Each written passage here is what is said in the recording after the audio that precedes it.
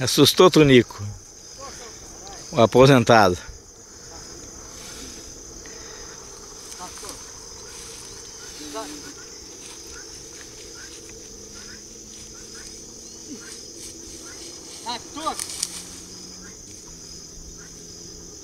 Tá filmando? Tô. Antônio Francisco da Silva.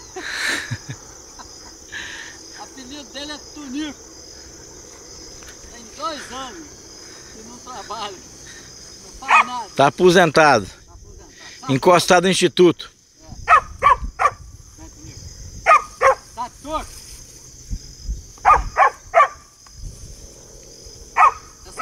Sai torto. Torto fica no ciúme danado. É. Essa fazenda é muito grande. É muito animal pra dormir. Pra amansar. Esse burro aqui, ó.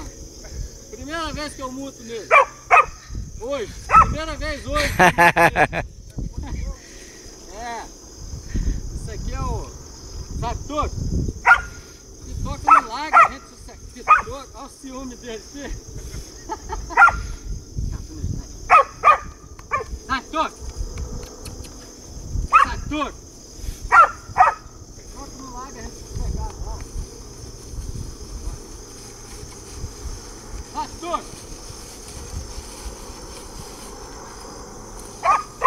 Toco.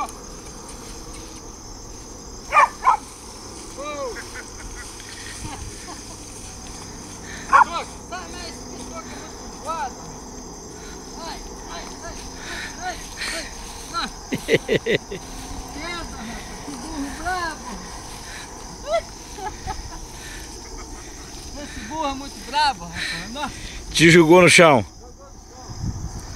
Vou tentar montar de novo. Sai, toco. Vou tentar montar de novo, vídeo cacetada. O burro é bravo.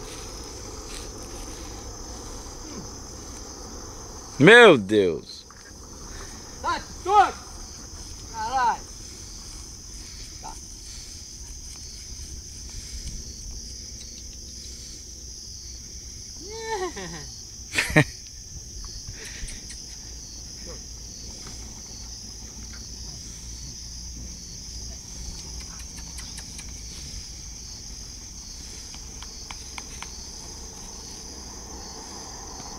Ele não quer empinar mais.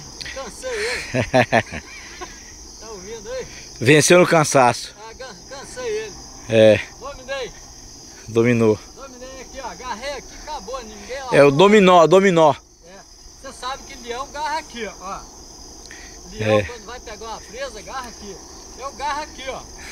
Aqui eu domino qualquer animal brabo, ó.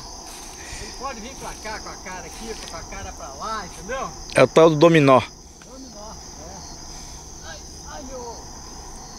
Ai, meu ovo. A única coisa que eu machuquei nisso foi o ovo.